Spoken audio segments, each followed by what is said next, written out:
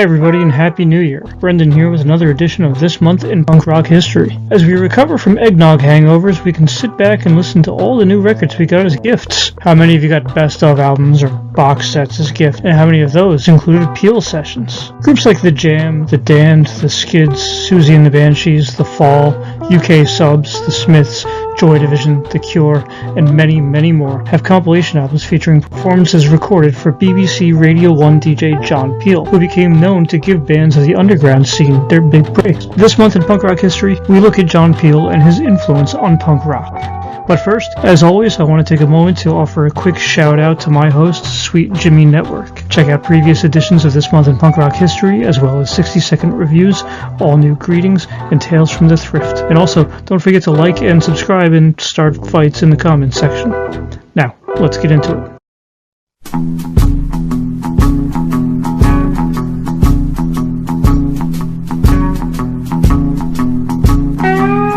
Well, I think you'll find this program's in rather marked contrast to the program that's preceded it, because tonight we're going to have a look at punk rock. Legend has it, 19-year-old John Lydon was spotted in a homemade I Hate Pink Floyd t-shirt, leading Malcolm McLaren to recruit the Rotten One into the Sex Pistols. Many years later, Lydon recanted the t-shirt's claim, saying, "You'd have to be daft as a brush to say you didn't like Pink Floyd." By 1975, Pink Floyd was huge, and this was thanks in part to the earliest of what would come to be called Peel Sessions.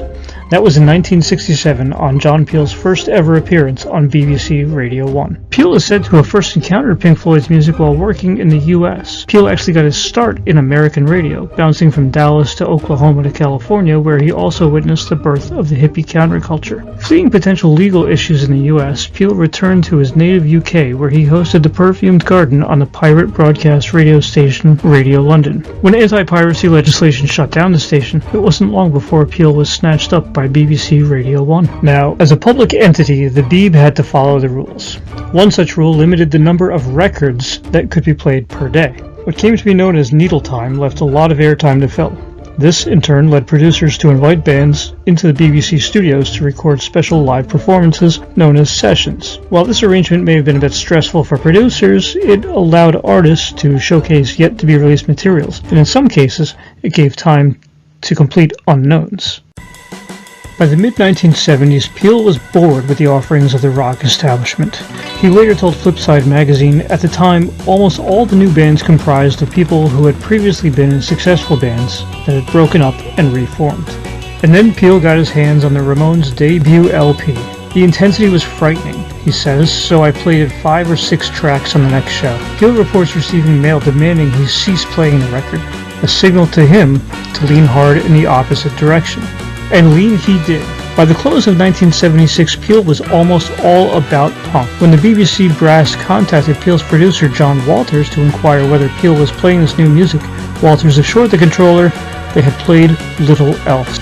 BBC Radio 1 was flooded with hate mail from the establishment prog rock junkies. One letter of praise, however, came from a proud mum who thanked Peel for helping her son Christopher's band. How did Peel help, you might ask? He played young Christopher's single New Rose 2 days before the record's wide release. That's right, the letter came from the mum of Christopher John Miller, better known as Rat Scabies, whose band The Damned released the first ever British punk single. Peel championed The Damned and all of early punk.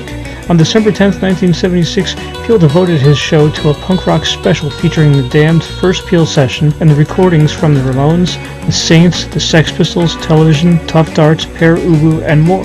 Thanks to Peel, punk was on the air. Besides hosting the debut of The Damned, Peel also debuted the Sex Pistols' Anarchy in the UK a full week before its wide release. And when most others refused to give the Pistols any airtime, Peel continued to play God Save the Queen, calling it one of the greatest records of all time. On October 24, 1977, Peel played their entire debut album 4 days prior to its official release. Though he attempted twice, he never got the chance to see the band prior to their infamous implosion in '78, but he continued to play their music long after their demise, and each of the members appeared with their respective post-Pistols project. In September '77, Johnny Rotten's future stepdaughter, Ari Up, led her all-girl punk band The Slits in a session Peel producer John Walters called the very essence of punk. Sound engineer Bill Aitken called the session a classic. If you're into shit, with frequent breaks for retuning, Aitken recalls difficulty getting anything coherent out of the circus act thrashing around in the studio. Peel himself loved it and had the Slits back twice more. Now, was Peel's show directly responsible for the success of the Slits, the Pistols, and the Damned? It's a bit dubious, but Peel's role in the success of Susie and the Banshees is undeniable. A sort of rudimentary version of the Banshees formed the day before the famous 100 Club Punk Festival in 1976, thus earning a spot in the first wave of UK punk, but they wouldn't release a record until 1978. This is not to say they weren't courted by any labels, but the band couldn't find a contract they liked. In the meantime, a graffiti campaign ensued where no less than 9 record company offices were spray painted with the slogan, "Sign the Banshees, do it now." Well, before Polydor caved to the public will and signed them, Susie and the Banshees made their BBC Radio 1 debut on the December 5th, 1977 John Peel show, with a session recorded less than a week earlier. In February 78, they recorded another session, which aired later that month, and featured a performance of Hong Kong Garden, which was to be the band's first single 6 months later. Upon the official release of the single, Peel played it weekly, and when the debut album came out, Peel devoted nearly half of an entire episode to playing the LP in its entirety. The Banshees were spotted by Peel's producer John Walters when they played the Greyhound in Croydon. The support slot that night was filled by Mark E. Smith's The Fall. Walters was enamored with them as well, and later booked them for Peel. They recorded their first session in May 30th, 1978. The Fall was invited back for a record total of 24 sessions, the last of which was broadcast on August 12, 2004. Again, Peel's influence may be a bit difficult to gauge in some cases, but it's undeniable that broadcast on national radio certainly didn't hurt these bands. Unfortunately, they can't all be winners, and Peel's Midas touch is often retrospectively exaggerated. In his biography of Crass, George Berger writes, "Where a Peel session would be an important career mark for most bands, it was essentially a non-event for Crass. Crass's Peel session went largely unnoticed, and the anti-capitalists were unable to capitalize. The Prefects were another band unable to take advantage of BBC airtime. The first wave Brummy Punk's only experience in the studio was recording the sessions. Prefects are legendary for their lack of recording material. Post-punkers Girls at Our Best had a handful of fairly successful releases, but couldn't hold it together long enough to springboard off their February 1981 Peel session.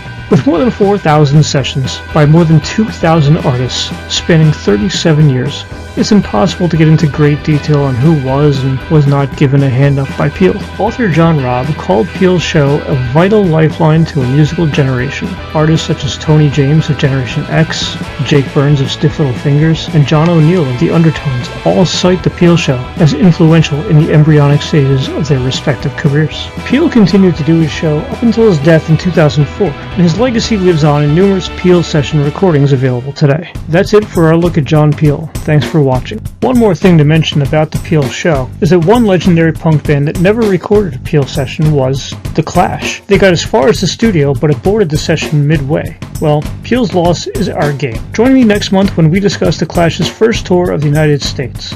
In the meantime, find more tales of the punk rock of old at TIRPH.Start.Page. For this month in punk rock history, I'm Brendan McCabe.